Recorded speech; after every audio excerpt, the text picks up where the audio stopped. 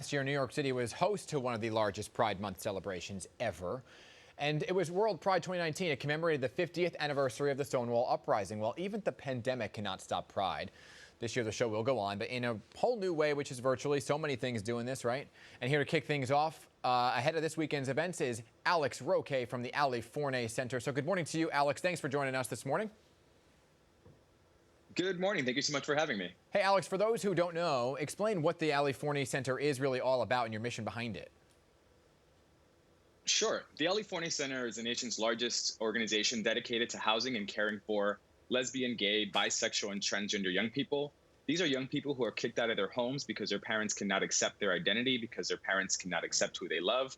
It's a terrible problem that exists in our country when families reject their children. And we provide the most comprehensive host of services 24 hours a day, 7 days a week, 365 days a year, from housing, medical to mental health services, and other holistic services for our kids. So your organization, Alex, was chosen to be one of the grand marshals of this year's virtual Pride March. So what does it mean to be chosen for such an honor?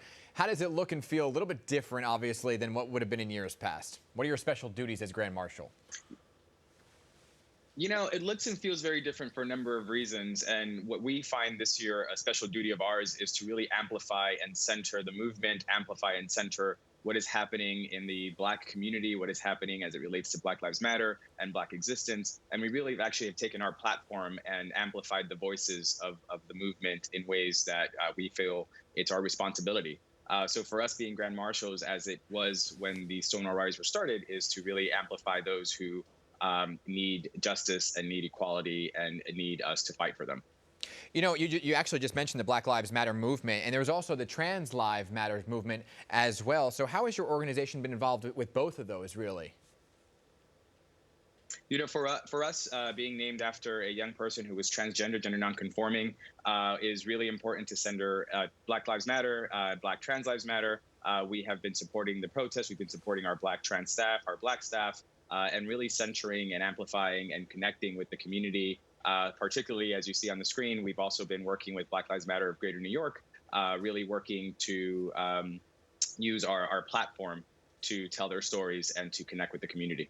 Yeah, and their stories need to be told, right? So I want to get into another topic that sometimes gets overlooked, and that's the role that homeless queer youth play in the gay rights movement as well.